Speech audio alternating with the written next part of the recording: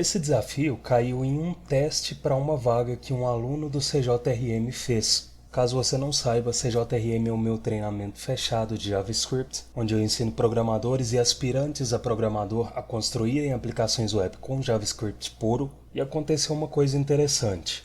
Eu percebi que, de certa forma, esse aluno subestimou esse teste. E se você olhar rápido, é um teste simples. Eu tenho esse array e preciso transformar esse array nesse objeto. Parece simples. Da mesma forma que fazer atividade física 6 vezes na semana parece simples. Você separa uma hora do seu tempo de segunda a sexta, bloca na agenda, faz o que precisa ser feito. É simples. Só que é um simples que não é fácil. O que é fácil? Fácil é deitar no sofá e assistir Netflix, comer chocolate, deixar o exercício físico para depois. Então simples e fácil são coisas diferentes. Agora, não é porque o teste pede uma única coisa de você que ele é fácil. Inclusive, se você subestimar e no meio do processo sentir que não vai conseguir, a frustração vai ser maior. Então, quando você pegar um teste para uma vaga, fica ligado para você não subestimar esse desafio. É fácil não subestimar? Claro que não é. Se fosse fácil, todo mundo faria. Mas é isso que eu me esforço para fazer na prática. E foi esse tipo de atitude que lá atrás me fez entrar no mercado. Esse desafio não é a coisa mais difícil do mundo, mas ele tem alguns pontos que, se você não ficar atento, você pode travar. Mas você vai entender isso melhor conforme eu for resolvendo. E se você quiser resolver antes de continuar assistindo, aqui na descrição tem um link para você baixar o app.js com esse array e o objeto final que você deve gerar. Então vamos lá, eu tenho um array e a partir desse array eu preciso gerar um objeto.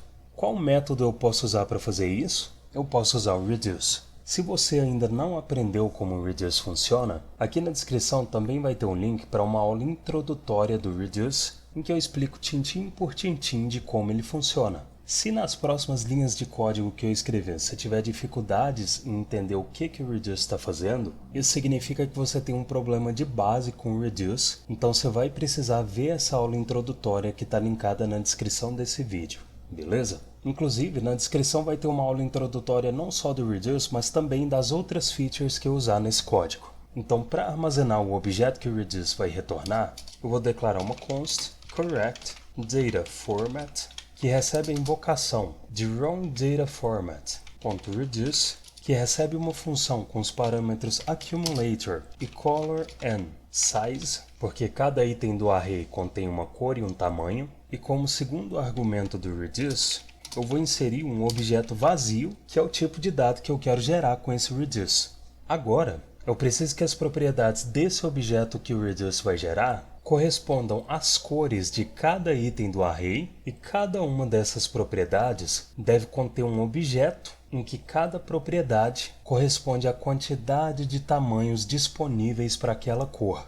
Ou seja, como nesse array existe uma ocorrência do tamanho pp para preto, uma de m e uma de g, esse objeto que a propriedade preto armazena precisa ter uma propriedade pp, uma m e uma g armazenando 1, e como existem dois pretos com tamanho gg, o objeto que a propriedade preto armazena precisa ter uma propriedade gg que armazena 2, e o mesmo vale para todas as outras cores e tamanhos do array. Como que eu vou fazer isso? Como as propriedades do objeto que o reduce vai gerar precisam ser as cores e o tamanho, meu primeiro passo vai ser obter strings com as cores e os tamanhos. E eu posso fazer isso usando o método split. Como assim? Se aqui no console eu tenho uma string preto-g, se eu executar a invocação do split e inserir um traço como argumento, eu obtenho um array só com a cor e o tamanho, porque esse traço que eu usei no split foi usado como separador da quebra da string.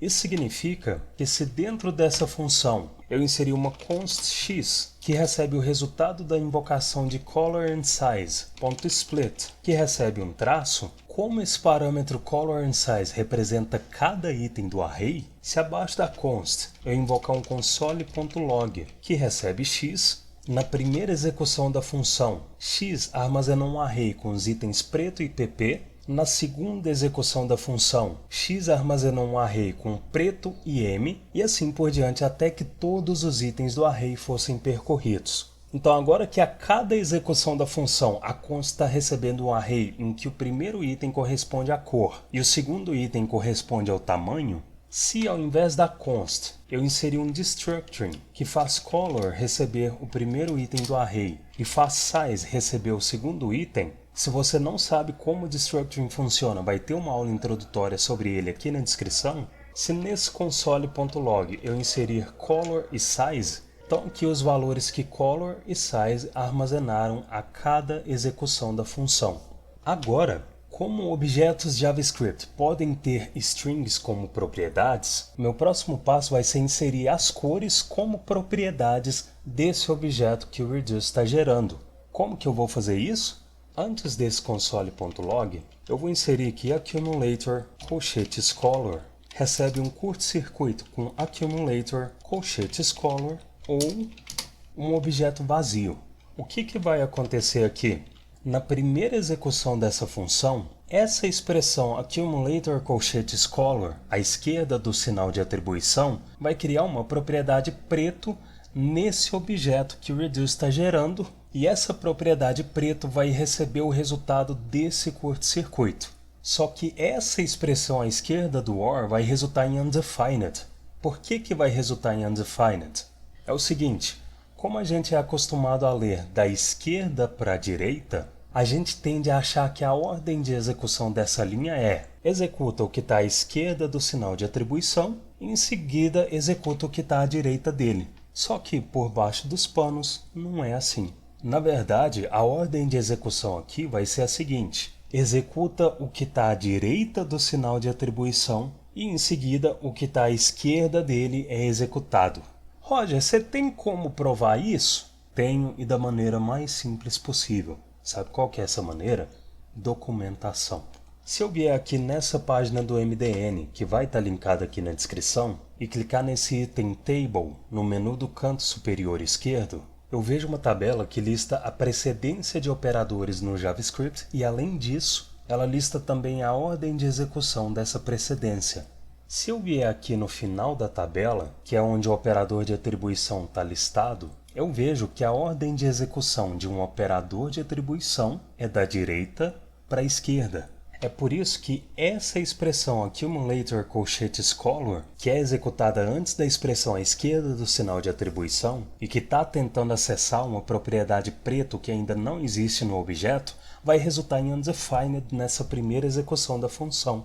Como essa expressão à esquerda do OR resultou em undefined, undefined é um valor falsi, então todo esse curto-circuito resultou no valor à direita do OR, que é esse objeto vazio.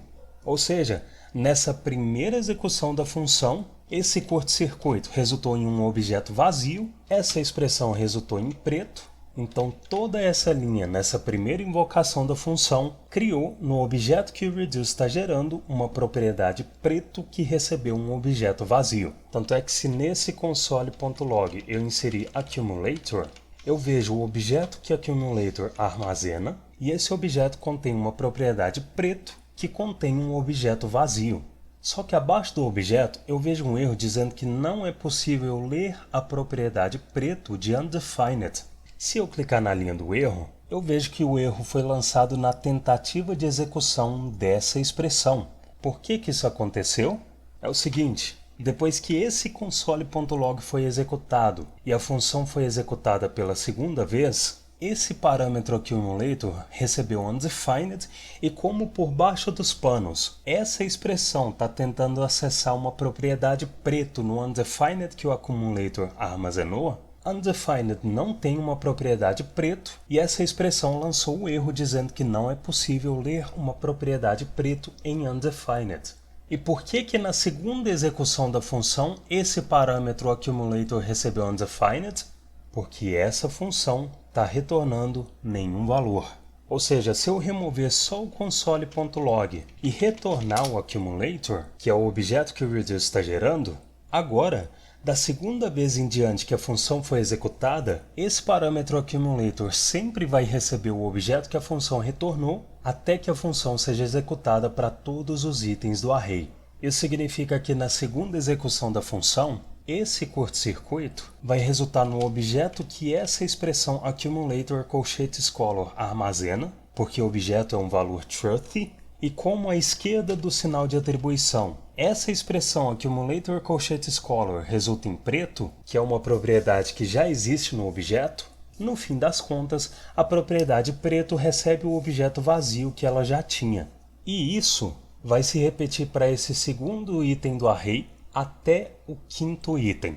Quando a cor do item do array mudar, ou seja, quando a função for executada para esse item branco pp, essa expressão vai resultar em undefined, porque ainda não existe uma propriedade branco no objeto. O curto-circuito vai resultar nesse objeto vazio, e como essa expressão à esquerda do sinal de atribuição resulta em branco, uma propriedade branco que armazena um objeto vazio foi criada no objeto que o reduce está gerando. E todo esse ciclo de criação ou reatribuição de valores para propriedades do objeto vai se repetir até que a função seja executada para o último item do array. Ou seja, no fim das contas, com esse código, o reduce vai gerar um objeto que contém as cores desse array como propriedades e cada cor armazena um objeto vazio. Tanto é que se aqui abaixo eu invocar um console.log que exibe correct data format, está aqui o objeto que contém as cores como propriedades e cada cor armazena um objeto vazio. Agora, o meu próximo passo é inserir o tamanho dentro do objeto que cada cor armazena, e esse tamanho precisa armazenar a quantidade de ocorrências dele para aquela cor. Ou seja, dentro do objeto que a propriedade preto armazena, eu preciso inserir uma propriedade pp que recebe 1, m que recebe 1, g que recebe 1 e gg que recebe 2. E o mesmo vale para as outras cores. Como que eu vou fazer isso? Para criar uma propriedade com o tamanho, antes do return, eu vou inserir accumulator, que é o objeto com as cores, colchetes color, para acessar o objeto que a cor armazena, colchetes size, que é o tamanho que está armazenado nessa const do destructuring, recebe accumulator, colchetes color, colchetes size ou 0. O que vai acontecer aqui?